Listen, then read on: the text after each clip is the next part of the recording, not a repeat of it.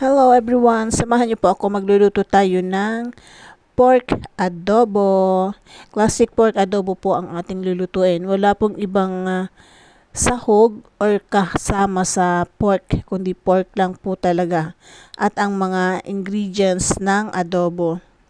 So nagpainit na po ako ng kawali and then lagyan po natin ng mantika at magigisa po tayo ng sibuyas at bawang.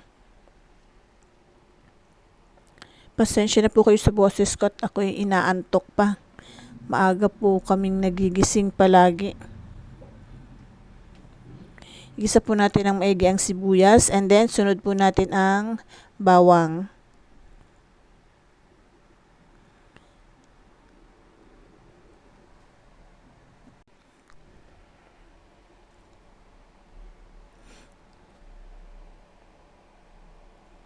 And then ilagay na po natin ang baboy. Igisa din po natin ng maigi ang baboy. Sangkot siya po natin ang baboy.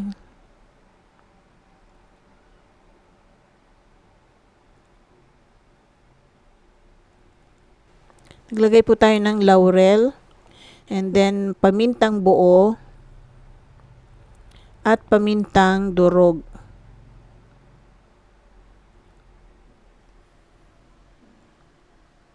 Ngayon naman po ilalagay natin ang toyo. Pagkatapos po nun, haluin natin para po ma-absorb ng baboy yung ibang ingredients. And then pagkatapos po natin haluin, maglalagay po tayo ng tubig. Ayan, tubig. Tapos tatakpan po natin, hayaan natin kumulo hanggang sa lumambot yung baboy.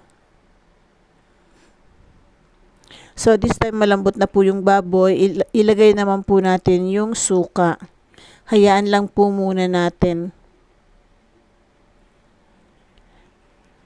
Ngayon naman po ilagay na natin ang asukal.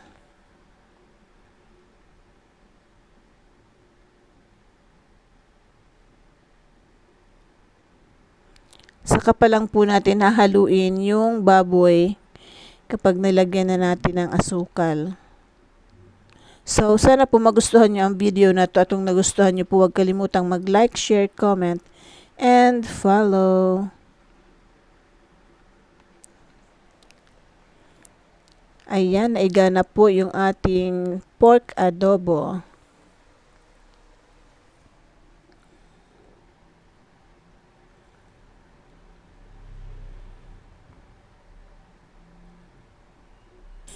Ito na po ang ating adobong baboy. Sana po nagustuhan nyo ang video na to at kung nagustuhan nyo po, huwag kalimutang mag-like, share, comment, and follow. See you again on my next video. Bye! God bless everyone!